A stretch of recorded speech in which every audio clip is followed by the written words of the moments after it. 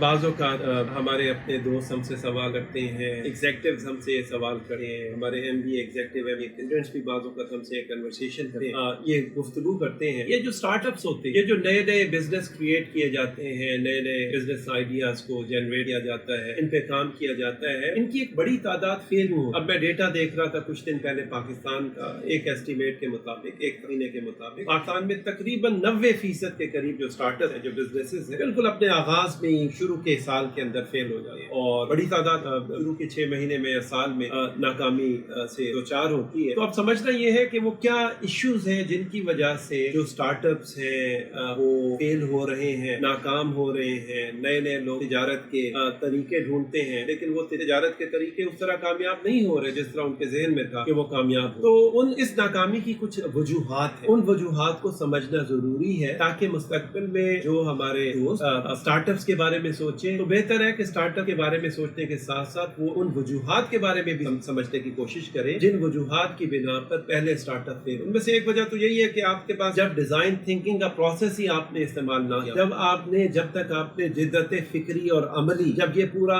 آپ نے مراحل آپ نے نہ سمجھے ہوں، ان مراحل کو آپ نے پورا نہ کیا ہو، تو آپ کے سٹارٹ اپ کے، آپ کے بزنس کے ناکام ہونے کے چانسز بڑھ جاتے ہیں، امکانات بڑھ۔ اچھا، کچھ ریزنز ہیں۔ مثال کے طور پر ہم نے پروڈکٹ تو بنا لی، ہم نے اپنی ایک مصنوعات تو ہم نے جو ہے ان کی تعمیر یا تحقیق کر لی، لیکن وہ ان کی مارکیٹ میں ضرورت ہی نہیں ہے۔ تو جس کو مارکیٹنگ کی زبان میں یا ایون ڈیزائن تھنکنگ کی زبان میں جسے کہا جاتا ہے کہ پروڈکٹ مارکیٹ، کہ جو مارکیٹ ہے اور جو پروڈکٹ ہے ان میں آپس میں بھی کوئی الائنمنٹ ہونی ہے کہ مارکیٹ کی ضرورت کے مطابق جو ہے پروڈکٹ کو کریٹ کیا جائے۔ ممکن ہے پروڈکٹ میں نے ایک مصنوعات میں نے ان کو متعارف کروایا پاکستان میں، لیکن ہو سکتا ہے پاکستان میں اس کی ضرورت نہیں تھی، ہو سکتا ہے اس کی ضرورت Middle East and vice versa and so on and so, اس طرح کے اور بھی ہمارے ذہن میں خیالات، مثالیں۔ اچھا، پاکستان کے اندر گیون کہ پاکستان ایک ترقی پذیر ملک ہے، پاکستان کے اندر فائنینسنگ کے، مالی طور پر انویسٹمنٹ کے، سرمایہ کاری کے بہت ہی محدود مواقع ہیں، تو بہت سارے سٹارٹ اپس ایسے ہیں کہ جو فائنینس کے نہ ہونے کی وجہ سے، ناکافی سرمایہ کے ہونے کی وجہ سے ناکام ہو جاتے، کیونکہ پہلے سال ظاہر ہے کہ آپ کو اپنے بزنس میں، اپنے سٹارٹ اپ میں انویسٹ کرنا پڑے گا، اور ہو سکتا ہے کہ پہلے سال آپ کا اس طریقے سے کوئی منافع جنریٹ نہ ہو، اس طرح منافع حاصل نہ ہو جس طرح آپ کی توقع یا خواہش تھی۔ تو اس کا یہ مطلب ہوا کہ فائنانس کے نہ ہونے کی وجہ سے یا سفیشینٹ ریونیو کے، سفیشینٹ انکم کے نہ ہونے کی وجہ سے بھی سٹارٹ اپ فیل ہو جاتا ہے۔ چل ہی نہیں پا، لوگوں میں نہ اتنا حوصلہ ہوتا ہے اور نہ اتنی مالی سکت ہوتی ہے کہ سٹارٹ اپ کو اگلے سال سے آگے تک لے کر جائے، کیونکہ پیسہ مانگتا ہے۔ اچھا، ایک تیسری وجہ یہ ہے کہ ریگولیٹری ایشوز ہیں، کہ قانونی ایشوز ہو جاتے ہیں کہ ہم نے کوئی چیز بنائی لیکن وہ ہمارے ملکی قوانین کے یا بزنس ریگولیشن کے وہ مطابق نہیں ہے، یا اگر ہمارے کسٹمرز، اگر ہمارے صارفین جو ہیں اگر وہ دوسرے ممالک کے ہیں تو بین الاقوامی جو ہے قوانین یا ریگولیشنز کے یا سٹینڈرڈز کے مطابق اگر ہماری پروڈکٹ یا سروس جو ہے وہ قوانین کی مطابقت پہ نہیں ہوگی تب بھی نہیں چل سکے گا کام۔ تب بھی یوں سمجھیے کہ ہم نے جو سرمایہ کاری نہ فقط اپنے پیسوں سے جو ہم نے انویسٹمنٹ، بلکہ ہم نے اپنا ذہن لگایا، ہم نے اپنا ٹیلنٹ لگایا، اپنا ہیومن ریسورس لگایا، اپنے سوشل کیپٹل کو، اپنے سماجی نیٹ ورک کو استعمال کیا، وہ سارا ناکام ہوا، اس کا سود بند نہیں ہوا، کیونکہ ہم نے جو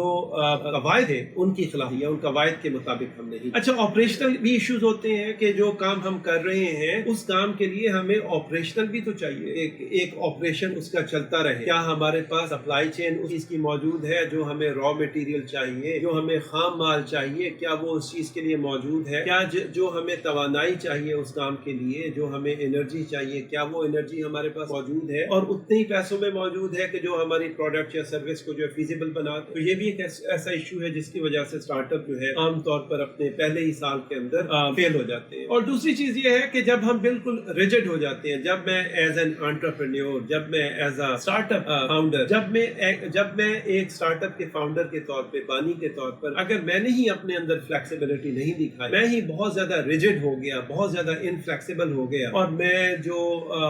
صارفین ہیں ان کی ضروریات کا خیال نہیں کر رہا، میں جو ملکی قوانین کے اندر تبدیلی ہو رہی ہے، ملکی معیشت کے اندر جو تبدیلی ہو رہی ہے اس لحاظ سے میں اپنی پروڈکٹس اور سروسز اور آپریشنز کے اندر کچھ تبدیلی نہیں لے کر آ رہا، تو یہ بھی یوں سمجھیے کہ ناکامی کا ایک نسخہ ہے۔ تو اس کا مطلب یہ ہوا کہ ہمارے اپنے اندر بھی as a leader, as a founder of business, ایک بزنس کے بانی کے طور پر، ایک رہنما کے طور پر، ایک ورکر کے طور پر اور اس کے ساتھ ساتھ ہمارے بزنس کے اندر بھی, ہماری تجارت کے اندر بھی لچک ہونی چاہیے کہ کچھ چیزیں تبدیل کی جاتی ہیں جس کے اندر اڈیپٹیبلٹی, حالات کے مطابق اپنے آپ کو ڈھالا جاتا ہے. تو یہ تو تھی کچھ بنیادی مسائل. اس کے علاوہ بھی کچھ مسائل ہیں جو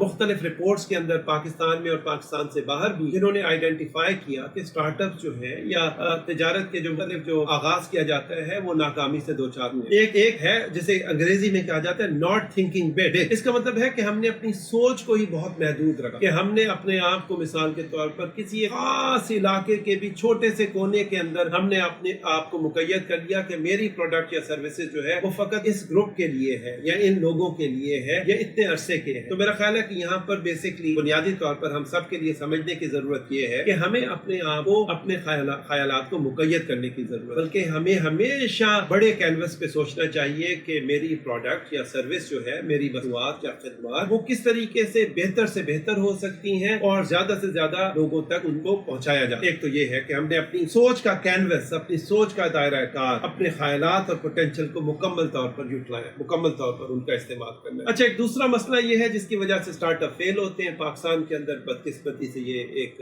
عام بیماری ہے, وہ ہے دوسروں کی نقالی. کہ کسی ایک نے اپنا جو ہے اسٹارٹ اپ بنایا, کسی ایک نے کوئی ریسٹورینٹ بنایا, کسی ایک نے کوئی ٹورزم کا کوئی بزنس بنایا, کوئی برگر شاپ بنائی, اور دوسرے صاحب نے دیکھ کے کہ یہ دوسرے محلے میں یہ کھلا بڑا کامیاب ہوا ہے تو اس کے ساتھ ہی ایک دکان رکھے, تو دوسروں کی نقالی کرنا. اب نقالی جسے چھوٹے ہوتے ہم نے سنا تھا کہ نقل کرنے کے لیے بھی عقل کی ضرورت ہوتی ہے, تو نقالی کا مطلب فقط یہ نہیں ہے کہ ہم نے کاپی پیسٹ کرنا. نقل کے اندر پھر آپ کوئی انوویشن لے کر آئیں, کوئی ویلیو ایڈیشن لے کر آئیں, کوئی ایسی چیز, کوئی ایسا فیچر لے کر آئیں, کوئی ایسا آپ کیریکٹرسٹک لے کر آئیں کہ جو اس کے بزنس, جو پہلے بزنس کے اندر نہ ہو. تو فقط دوسرے کی نقالی کر دینا یہ بھی ناکامی کا ایک. تیسری چیز یہ ہے کہ ہمارے اندر ریزیلینس نہ ہو, ہمارے اندر جو ہے مستقل مزاجی نہ ہو, ہم فوری طور پر فرسٹریٹ ہو جائیں, فوری طور پر ہم شکست کھا جائیں کہ اچھا جی اب حالات تبدیل ہو گئے ہیں, اب یہ چیز ہو گئی ہے, اب ہمیں کسٹمر کی طرف سے بری فیڈ بیک آئی ہے, اب ہم نہیں چل سکتے. نہیں, اس کے لیے ہمیں اپنے اندر مستقل مزاجی پیدا کرنا, ہمیں اپنے اندر لچک پیدا کرنی, ہمیں اپنے بزنس کے اندر وہ تبدیلی پیدا کرنی ہوگی کہ ہم فلیکسیبلٹی کے ساتھ, لچک کے ساتھ اپنے آپ کو مزید سے مزید بہتر بنائیں, تاکہ اپنے صارف کے لیے ہمارے بزنس میں, ہماری سروس میں, ہماری پروڈکٹ کے اندر کشش باقی رہے. اچھا, ایک اور مسئلہ یہ ہوتا ہے کہ بہت خوبصورت آئیڈیا ہے, بڑی زبردست پروڈکٹ یا سروس ہے, لیکن لوکیشن اچھی نہیں ہے. اچھا, لوکیشن اچھی کیوں نہیں ہے؟ اس کی کئی وجوہات ہو سکتی ہیں. ایک وجہ یہ ہے کہ لوکیشن اتنی دور ہے کہ را مٹیریل کو لانے میں اور فنشڈ گڈ یا سروس کو پرووائڈ کرنے میں, مہیا کرنے میں, اس میں ہی ہمارا میجر ایکسپینس ہو رہا ہے, میجر خرچہ ہو رہا ہے. سب سے بڑا خرچہ خام مال کو لانے میں اور تیار شدہ مال کو فراہم کرنے میں ہو رہا ہے. تو اس کا مطلب یہ ہوا کہ ہمیں مقام کا تعین, جس جگہ پر ہم بزنس کریں گے, وہ بہت ضروری ہے. ایک یہ ریزن ہے, ایک یہ وجہ ہے. اس کی ایک وجہ یہ بھی ہو سکتی ہے کہ جس جگہ پر ہم نے اپنے بزنس یا سروس کو فراہم کرنا شروع کیا ہے, کیا وہاں پر کیا کافی تعداد میں کسٹمرز بھی موجود ہیں, کیا کسٹمرز کی ٹریفک, صارفین کی آمد و رفع ہے کہ نہیں ہے. اگر نہیں ہے تو پھر ضرور ہمیں اپنی لوکیشن کو, اپنے مقام کو, بزنس کے مقام کو, اس کو دیکھنے کی, اس کا اثر نو جائزہ لینے کی ضرورت ہے. اب میں آخری بات کر رہا ہوں جس وجہ سے اسٹارٹ اپ ناکام ہوتے ہیں, حالانکہ یہ سب سے پہلی بات ہونی چاہیے تھی, وہ ہے اگر ہماری مینجمنٹ اچھی نہیں, اگر ہمیں لوگوں کو, اچھے لوگوں